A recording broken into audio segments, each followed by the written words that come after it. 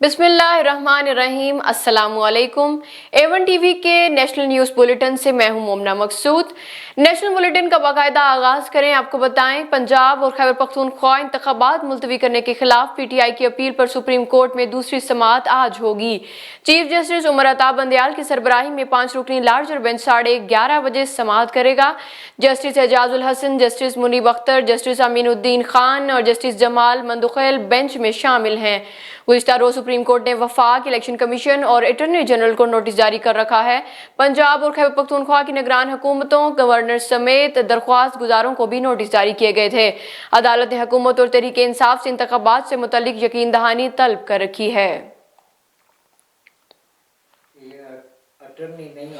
मुस्लिम league नून की chief organiser Maryam Nawaz की जेर सदारत पार्टी तर्जुमानों का अहम इजलास आज होगा, जिसमें नवाज शरीफ के खिलाफ गैर मुंसिफाना फैसले और गवाहियां अवाम के सामने लाने का फैसला किया गया।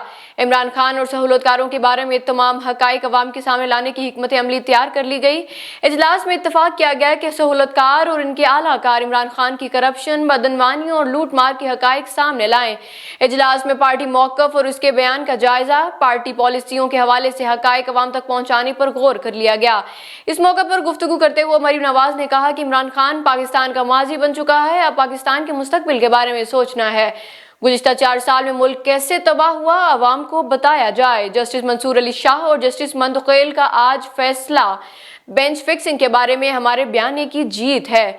बेंच साजी मुंसिफाना नहीं तो फैसला कैसे मुंसिफाना तस्वुर होगा। मुस्लिम लीग नून की चीफ ऑर्गेनाइजर मरियम नवाज ने मजीद कहा कि इमरान खान अपने करप्शन मुकदमात से अवाम की तवज्जो हटाना चाहता है।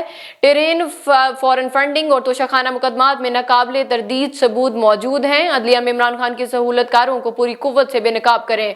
नवाज शरीफ के मुकदमे में आइन और कानून की पामाली को बेनकाब किया जाएगा।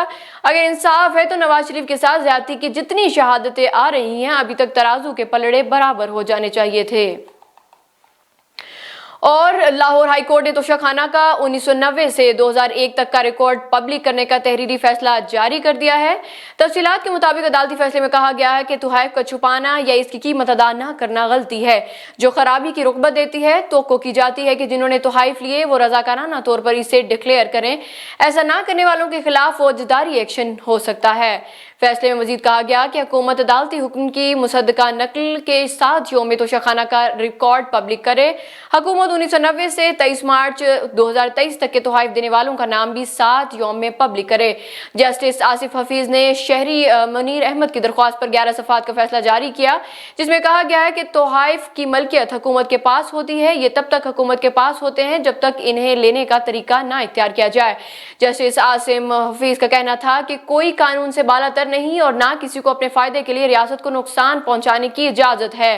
तोहफ़ देने वाले की शनाख्त कोई सेट सीक्रेट नहीं और ना ही मुकद्दस मालूमात हैं, इसलिए इस्तशना मांगना नौआबादियाती ज़हनियत के अलावा कुछ नहीं। सिर्फ तोशाखाना की मालूमात अवाम के साथ शेयर करने से इसके बैनुल अक़वामी ताल्लुकात ख़राब नहीं होंगे।